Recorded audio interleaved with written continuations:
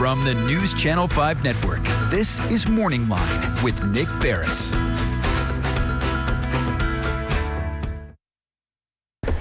Good morning, everyone. Thanks for joining us on MorningLine on this Monday. I hope you had a good holiday weekend, the Easter weekend, and we're back on live with you. And we've got an interesting conversation. We're going to, as always, invite you to join. We'll get the phone number up in a moment if any of you would like to call in. But otherwise, sit back and listen as we talk about the ongoing opioid epidemic.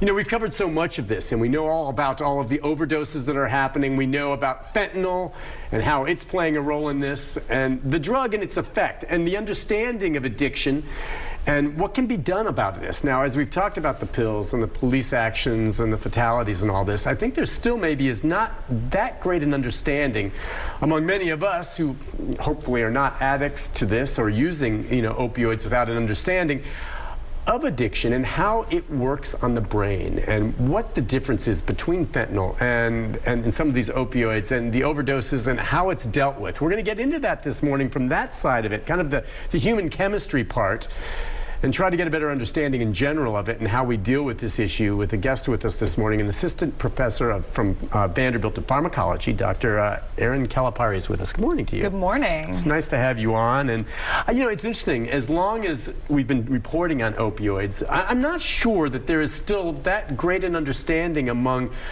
the general population of the chemistry. Yeah, I think that's one of the kind of interesting things about our jobs as scientists is we don't always do the best job of taking our science that's looking at really specific pharmacological structures and things and then taking that to the public and saying, why should you care? Right. Why do you care about this? And I think when we start to have this conversation about fentanyl, people are asking, I think there's a lot out there that's like, it's very dangerous, but the question is kind of why? Mm-hmm. And it's so back a historical perspective. So morphine is the drug that we hear about that we use for pain management. So one of the kind of hard parts about addiction with opiates is that we need them in society for pain management. Mm-hmm. So morphine is the one that we think about in the clinic. And that's an opioid, It's right? an opioid as well. And so then what we had was they started to have problems back in the day with morphine, and they created heroin as this non-addictive opioid, which we found out later that actually it's more addictive. Sure. And so heroin and morphine are very similar. They act on the mu-opioid receptor. That's how they have their effects. But heroin is actually more potent at the receptor, so it has more of an effect. Okay. And the reason that fentanyl is kind of this big thing that scientists and doctors are looking out for and saying this is dangerous is because it has 100-fold higher potency than morphine at the mu-opioid receptor. Okay. So that means that you need 100 times less fentanyl to have the same effect on the body. So when you're talking about amounts, when you're talking about it being in things, you're talking about needing this really, really small amounts to get the same effect on a person. Right. And so what you're starting to see is this really high affinity opioid starting to show up in fake pills that people are making. So they think they're getting, one of the opioids that they were used to, but then they get fentanyl, they take the same amount and they get an overdose. Some of it's like that, some of it's that these people are trying to make better drugs, right? Because they're selling them, it's a business. And so they put fentanyl in there because people will think, oh, this is way better than the last stuff. And so it's not like the exact same amount you're getting, but because it's in there, it's higher affinity, it's harder to overcome with antagonists. So when you think of Narcan, that's an antagonist for that receptor. So what it does is it blocks the effect of the drug at that receptor. Okay. So you overdose and then you give this drug and it kind of reverses those effects if you get it early enough.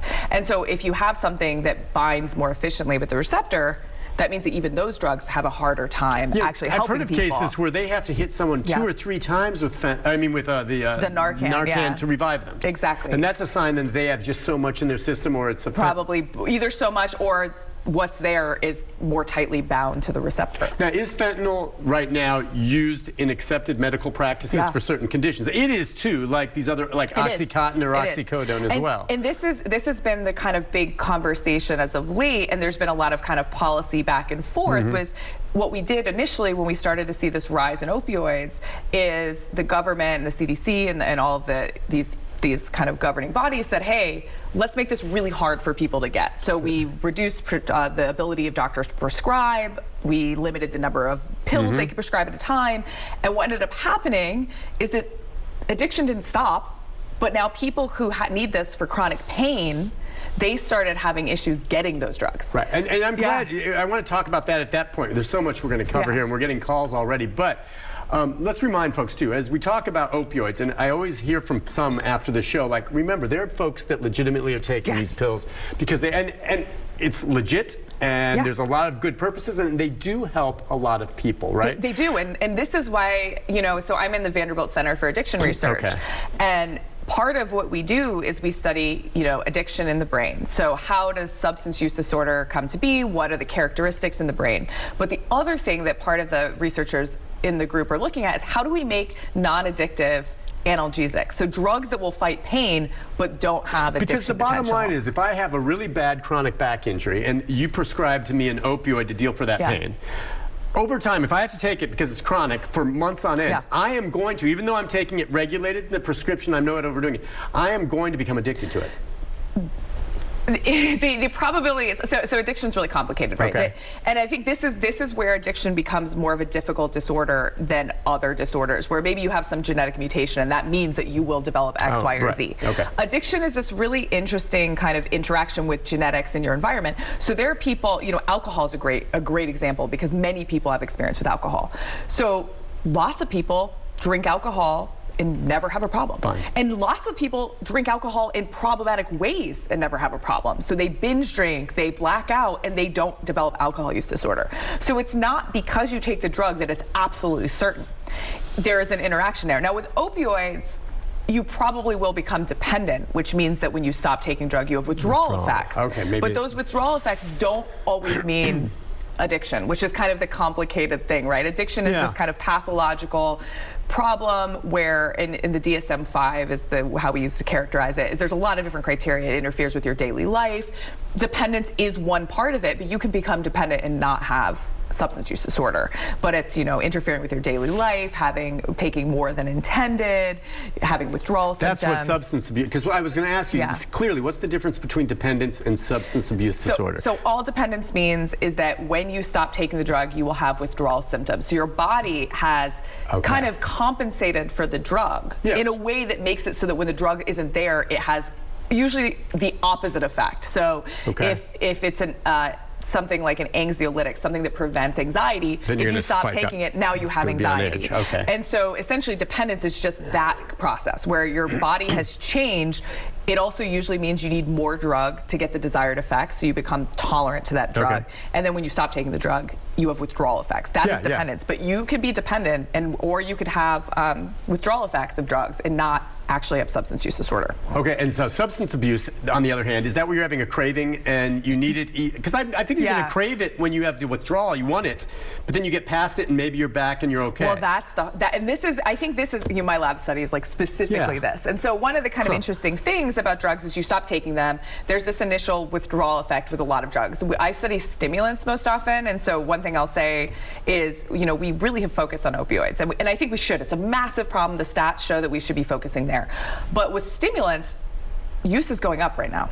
And we have no FDA-approved therapies at all for stimulant use disorder. Stimulants would be what? Cocaine, amphetamine, methamphetamine. All of those are any drug like that. But where opioids, they're different drug classes. So with opioids, we do have some treatment options. Now, they're not the best. They're things like methadone, where you're basically taking a low-dose opioid that is slow-acting, so that if you did take opioids, it doesn't have effect. It blocks withdrawal, and it's kind of a long-term solution. It doesn't cure substance use disorder, but it prevents you from having craving and withdrawal symptoms. Same thing with Suboxone? That's what Suboxone is. Suboxone's like the new age. But that's still an opioid unto itself, It's still an opioid unto itself. So basically what ends up happening is people can still get through these withdrawal symptoms and get on the other side of them and still exhibit craving and relapse. And so we study a lot of times in my lab, we kind of focus on, okay, during that withdrawal period, you stop taking drugs, it's a long time. Why are those individuals more likely to relapse than people who are more likely to take drug later? What triggers relapse? So a lot of things like stress can trigger relapse, exposure to things in your environment that were associated with drug taking, so where you took the drug, what you used to take the drug. And the big thing that we look at is how that differs between men and women. And so women are actually a particularly vulnerable population, which is important, but what's even more important is that the biomedical research enterprise, especially at the preclinical level I'm on, has historically focused on male subjects. So why is it more for women? Is their body chemistry different that makes them more susceptible? Yeah, so it's biochemistry. So we've looked at kind of how drugs act in the brain, and so one of the things that happens is, so again, I study cocaine as the one thing I study the most often, but cocaine's ability to increase dopamine. So dopamine is the neurotransmitter in our brain that we associate it with the rewarding properties of stimulants and drugs of abuse. And so it's a little more complicated than that, but we'll leave it there for now. It's much higher in women. So when they take the same amount of cocaine, the ability of cocaine to increase dopamine levels, which is what drives this kind of wanting to take it again and again, this kind of what we call reinforcement, is much higher in women. They transition to addiction faster from first use. They have greater problems with abstinence, and they relapse at higher rates than their male counterparts.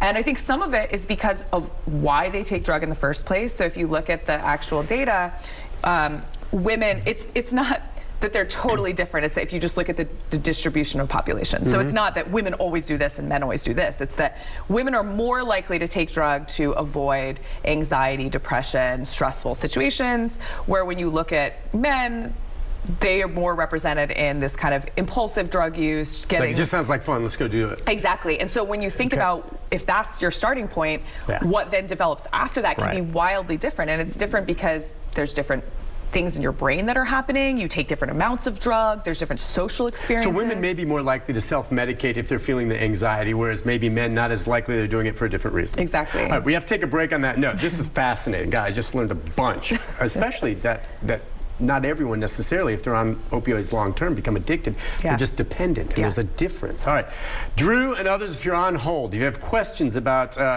addiction, opioids, and hey, your study is also with stimulants as well. We're talking about that and the brain chemistry with the doctor here. So the number's on the screen. We'll take a break. We'll be back. Take your phone calls. Continue our conversation on this right after.